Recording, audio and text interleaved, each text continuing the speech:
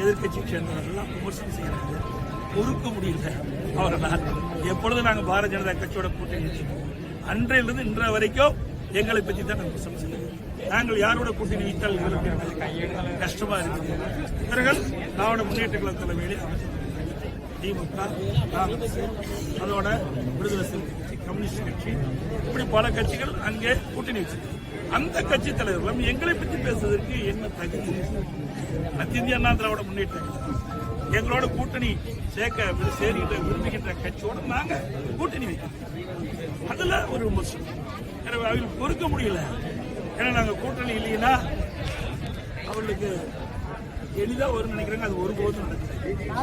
இன்றைய தினம் நீங்க பாத்தீங்கன்னா சாதனை வேற ஏரியை நிரப்பி இருக்கிறோம்ல, இப்படி சாதனை ஏதாவது இந்த ஆட்சியில் செஞ்சிருக்கிறாங்களா? செய்யாட்டி போகுது.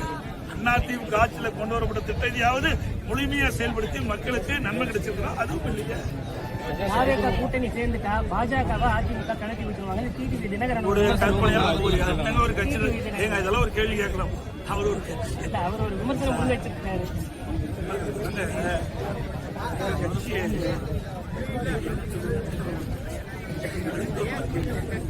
யாரும் பேசுறதுக்கெல்லாம் கேள்வி ஏனென திட்டமிட்டு தவறான விமர்சனத்தை செஞ்சிட்டு அவர்களுக்கு யாராவது ஆதரிப்பார் என்று எதிர்பார்த்தார். அவர் நினைக்கிறது நடக்கல. அதனால இப்படிப்பட்ட வார்த்தையை கக்கி கொண்டு இந்த கூட்டத்துக்கு வருமா அந்த கூட்டத்தில் நாங்க ஏற்கனவே ஒவ்வொரு முறையும் நீங்க இப்ப 2019 நாடாளுமன்ற தேர்தல், 2021 சட்டமன்ற தேர்தல், 2024 நாடாளுமன்ற இந்த தேர்தலாம் பாருங்க. தேர்தல் அறிவிக்கப்பட்ட பிறகுதான் சில நேரத்தில் கூட்டி வச்சிருக்கோம். சில நேரத்தில் தேர்தலுக்கு முன்பு ஒரு மாதத்துக்கு அறிவிப்புக்கு முன்பு ஒரு மாதத்துக்கு முன்பு கூட்டணி பேசி முடிச்சிருக்கோம். ஏன்னா அந்தந்த கட்சி அந்த கட்சி வழக்கு கூட்டணின்னு அமைச்சிட்டா அந்த கூட்டணிக்குள்ள ஒரு கட்டுப்பாடு.